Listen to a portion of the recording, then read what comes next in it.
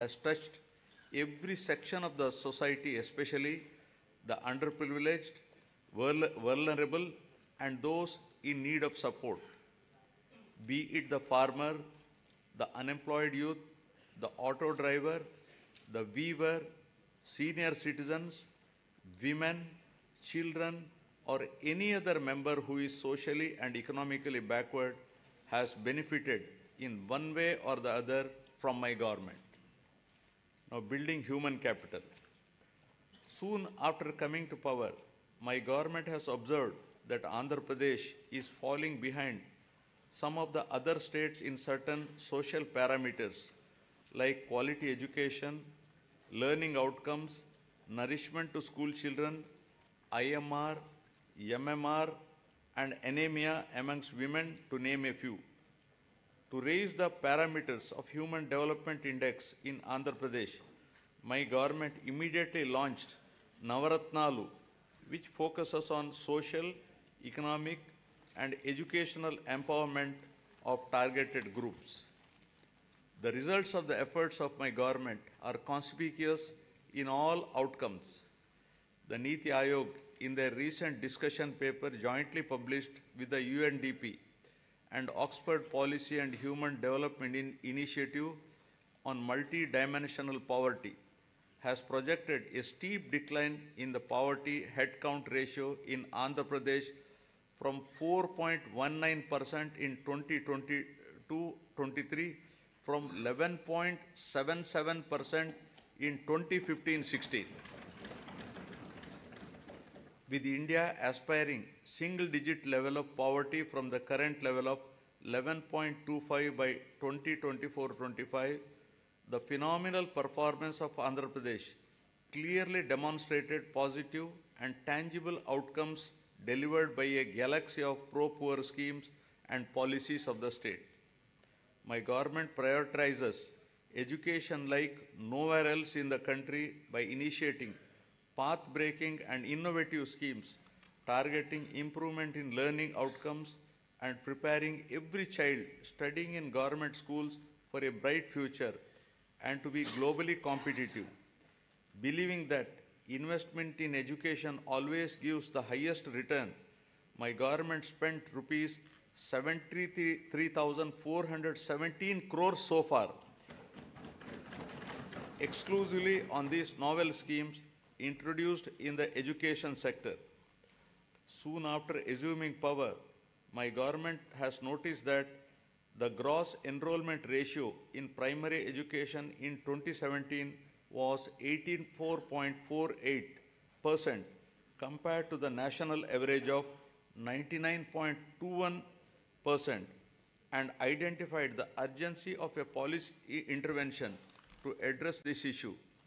With an intent to make sure that poverty does not prevent parents from educating their children, my government launched a unique and innovative scheme, Jagananna Amma Odi, in 2019, under which the government directly deposits an annual financial assistance of rupees 15,000 in the bank accounts of the mothers belonging to BPL families, with children studying from class 1 to intermediate.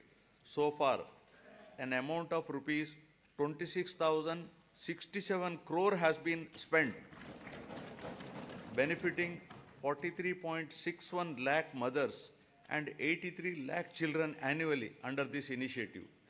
Due to these timely interventions, the state has witnessed remarkable increase in GER at all levels of education during the last 4 years, from 84.48% to 100.08% at the present primary level, from 79.69% to 100% at secondary level, and to 79.69% from a meager 46.88% at a higher secondary level. To ensure better learning outcomes in school-going children, my government has taken up the Manabadi Nadu Nedu program with an aim to modernize and provide adequate infrastructure in 56,703 institutions, which includes government schools, welfare hostels, and junior colleges in 3 phases.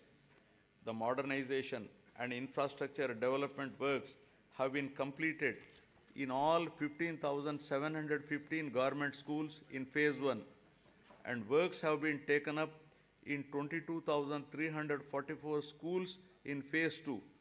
So far, rupees 7,163 crore has been expended under Nadu Nedu. Modernization of the balanced schools will be taken up in the next phase. My government has set up school maintenance fund for maintenance of all the assets and equipments created under Nadu Nedu. Similarly, for maintaining the cleanliness of the toilets, urinals, dress change rooms, wash basins, and other associated items, my government has set up toilet maintenance fund. Further, 46,661 ayas have been placed in 44,800 schools and junior colleges. Jagananna Gorumudda is being implemented in the state for children of class 1 to 10 in government school.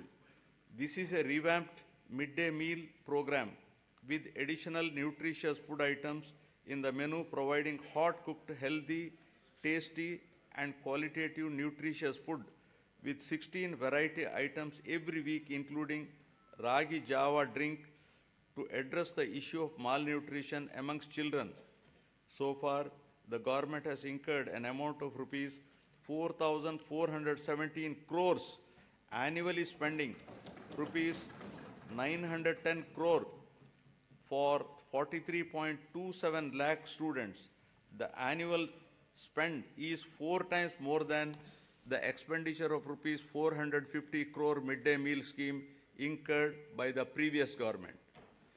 Shifting from the uncertain times wherein books, uniform or other items were supplied without adhering to the timelines, my government has ensured that a kit consisting of a bag, 3 pairs of uniforms, including stitching charge, a belt, a pair of shoes, and 2 pairs of socks, textbooks, notebooks, workbooks, and an English to Telugu Oxford Dictionary under the Jagananna Vidya Kanuka is provided before the reopening of the schools every year, benefiting 47 lakh children per year and incurring an amount of rupees 3,367 crores so far during the last 4 years. Digital learning has been the cornerstone of educational reforms in the state, with an aim to making students from socially deprived background globally competitive. My government has distributed 9,52,925 tabs with preloaded Byju's content of classes 8 to 9 and to 8th class students with an expenditure of rupees 1,306 crores. In order to achieve enhanced learning outcomes, my government is installing 62,000 interactive screens in classrooms for classes 6 to 12 and 45,000 smart TVs in primary schools with an expenditure of rupees 838 crore. The content shared by Byju and the e-content prepared by SCERT Andhra Pradesh is being utilized for ensuring more effective learning among students. My government has introduced extensive curricular reforms in the school education. The long-term objective is to make the children studying in the government schools be prepared for the challenges and evolve into global citizens.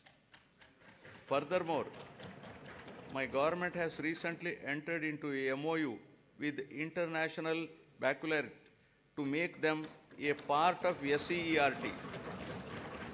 This move will bridge the educational divide between rich and poor students, commencing with capacity building